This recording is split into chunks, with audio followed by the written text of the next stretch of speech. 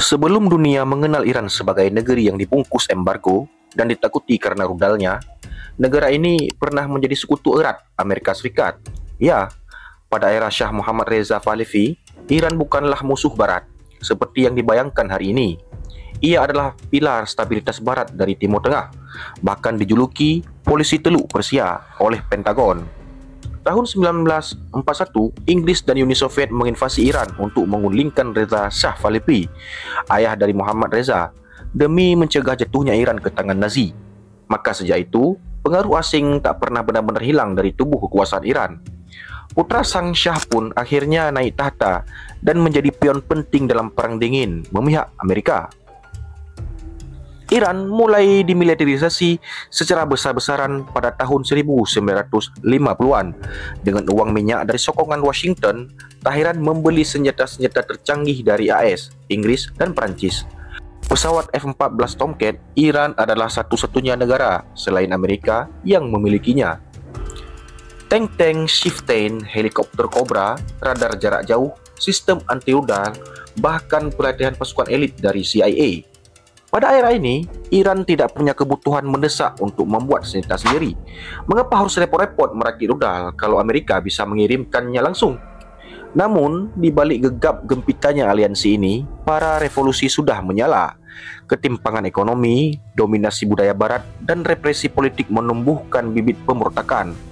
Rakyat Iran merasa dijajah oleh bangsanya sendiri, dipimpin oleh elit istana yang hidup dalam kemewahan sementara mayoritas merasakan pahitnya hidup. Dan ketika revolusi Islam pecah pada tahun 1979, semuanya berubah total. Revolusi itu bukan sekedar pergantian pemimpin, itu adalah revolusi paradigma ulama Syiah. Ayatullah Khomeini menjadi simbol perlawanan terhadap dominasi Barat. Kedutaan besar Amerika Serikat diserbu, puluhan diplomat disandera, dan dalam sekejap, Iran yang dulu sahabat Amerika kini menjadi negara musuh nomor satu.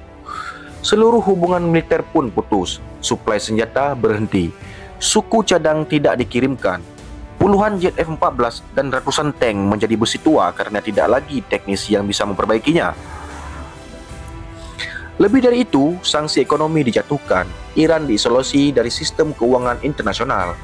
Perusahaan asing angkat kaki, perdagangan senjata mustahil. Negara ini resmi menjadi paria global. Namun alih-alih hancur, Iran justru bangkit.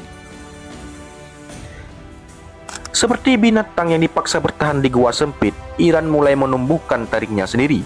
Tidak ada lagi bantuan dari dua negeri, maka satu-satunya pilihan adalah membuat semuanya sendiri. Inilah momen lahirnya industri militer Iran yang mandiri. Pemerintah membentuk Ministry of Defense and Armed Force Logistic yang mengawasi seluruh pengembangan senjata termasuk roket dan teknologi militer baru. Para ilmuwan, teknisi, dan mantan insinyur militer dikumpulkan. Mereka menyalin, memodifikasi, dan bahkan membongkar rudal-rudal tua buatan Barat untuk menciptakan tiruan lokal. Namun, jalan itu tidak mudah. Pada awal 1980-an, Iran belum punya pengalaman merakit senjata besar, apalagi rudal. Tapi sejarah punya cara aneh mempercepat kemajuan perang. Tahun 1980, Saddam Hussein dari Irak menyerbu Iran. Ia mengira Iran sedang lemah karena baru saja revolusi. Tapi serangan itu malah menjadi percikan api bagi tekad rakyat Iran untuk bertahan. 8 tahun perang, 8 tahun neraka. Jutaan orang tewas, kota-kota hancur. Dan ketika Irak menembak rudal Scud ke Tehran, Iran tahu bahwa mereka butuh senjata balasan.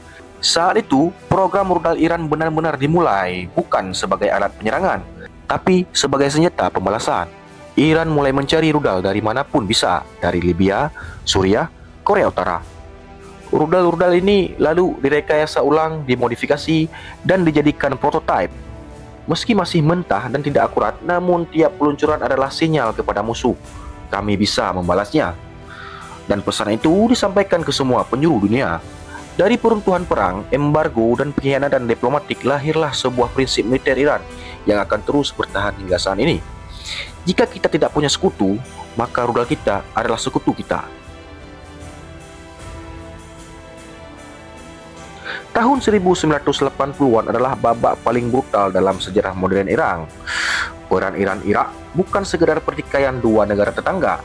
Itu adalah perang eksistensial. Iran yang baru lahir dari revolusi Islam kini dipaksa mempertahankan kedaulatan di tengah hujan bom dan gas kimia dari Saddam Hussein.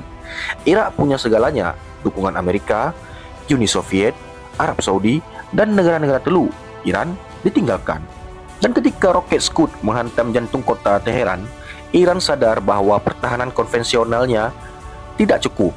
Mereka butuh kekuatan pembalasan jarak jauh, senjata yang bisa menjangkau balik Baghdad atau bahkan lebih jauh. Awalnya, rudal-rudal Scud B dari Korea Utara dan Libya didatangkan secara diam-diam. Iran tidak hanya menggunakannya, tapi mulai membongkar dan mempelajarinya satu persatu.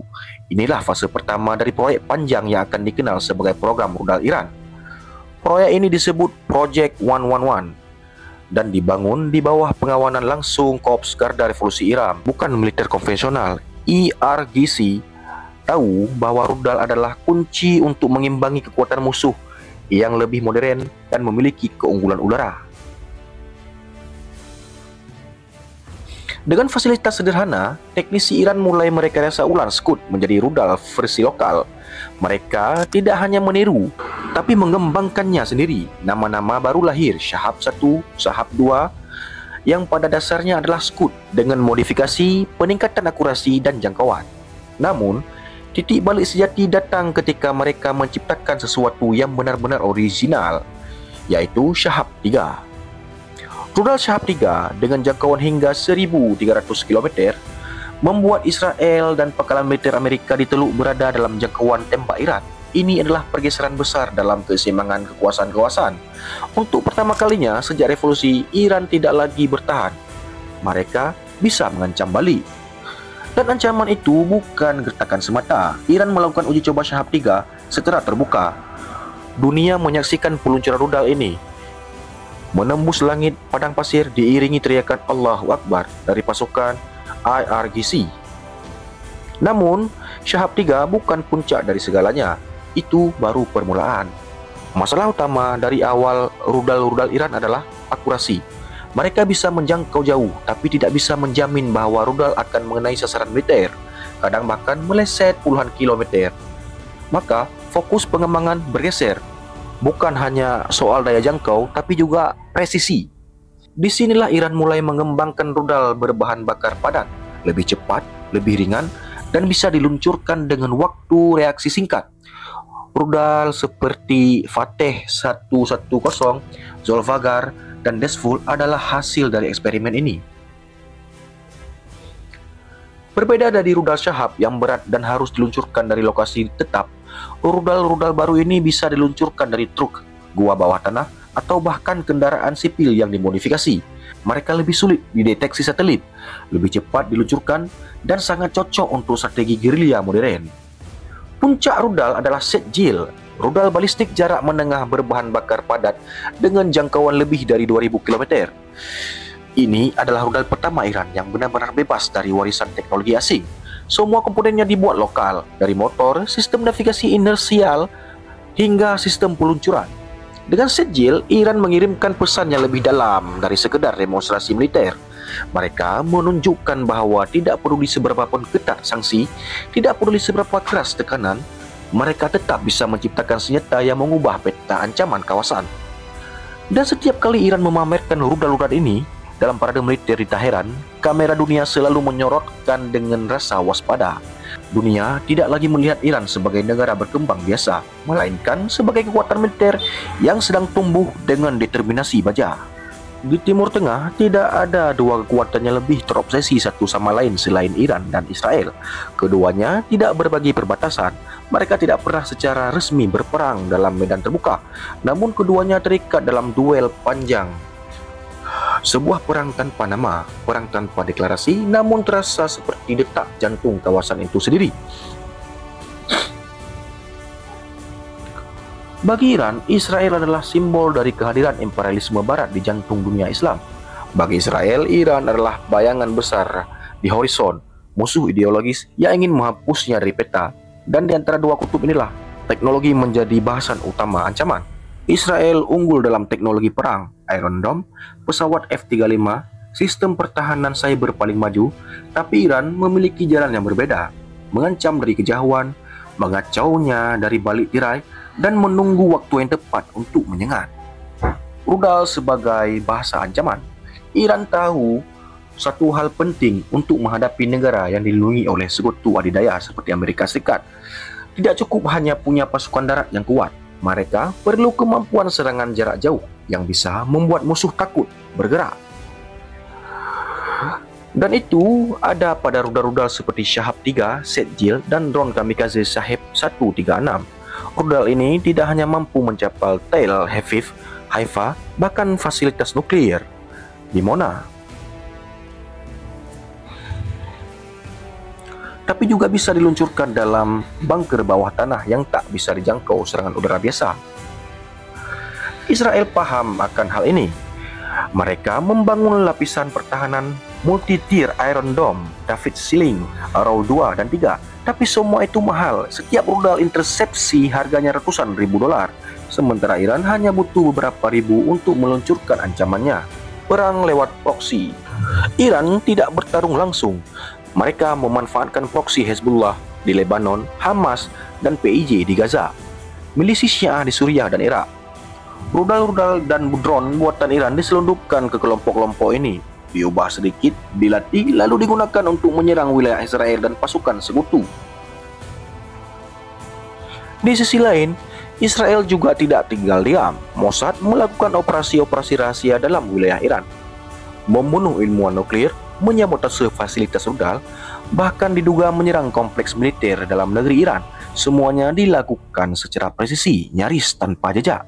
Kedua negara ini terlibat dalam perang bayangan, dan dalam perang bayangan, musuh yang tak terlihat justru yang paling mematikan. Krisis yang semakin mendekat. Beberapa kali konflik ini nyaris berubah menjadi perang terbuka. Tahun 2020, ketika Jenderal Qasim Soleimani dibunuh oleh serangan drone Amerika Serikat di Irak atas permintaan Israel, Iran membalasnya dengan rudal ke pangkalan Ain al-Assad. Tahun 2021 dan 2023, saat konflik di Gaza memanas, Israel menuding Iran sebagai otak di balik serangan roket dan drone. Tahun 2024, serangkaian sabotase terjadi di kilang dan pabrik amunisi Israel. Semuanya berbau operasi intelijen Iran. Setiap insiden adalah percikan api yang bisa membakar kawasan dalam sekejap. Dan ketika perang itu benar-benar pecah dengan rudal Sijil menghantam di Mona atau drone Israel masuk ke Teheran, itu bukan lagi perang regional, itu akan menjadi perang global. Rudal Iran bukan sekedar senjata. Rudal-rudal Iran bukan sekedar tabung baja yang meluncur ke langit. Mereka adalah simbol perlawanan, pengingat trauma masa lalu, dan jaminan masa depan bagi rezim yang berdiri di bawah bayang-bayang musuh bebuyutan. Israel punya teknologi canggih, tapi Iran punya kekuatan bertahan yang tak pernah hilang sejak revolusi. Rudal Iran bukan dibuat untuk menyerang duluan, tapi mereka ada agar tidak ada yang berani menyerang lebih dulu. Dan itulah kekuatan sejati rudal Iran. Bukan untuk menghancurkan kota, tapi untuk menunda perang. Namun, seberapa lama perdamaian semu ini bisa bertahan? Dunia menyaksikan dengan napas tertahan. Dua kekuatan ini menari di atas jurang. Setiap drone yang terbang rendah, setiap peluncuran rudal uji coba, setiap operasi rahasia adalah bagian dari simfoni senyap yang bisa berakhir dengan ledakan. Jika perang antara Iran dan Israel benar-benar pecah, maka tidak akan ada pemenang, hanya puing, api, dan sejarah baru yang ditulis dengan darah. Dan sementara itu, dunia hanya menunggu satu peluncuran, satu kesalahan, satu rudal yang tidak bisa ditarik kembali. Wallahu a'lam bishawab.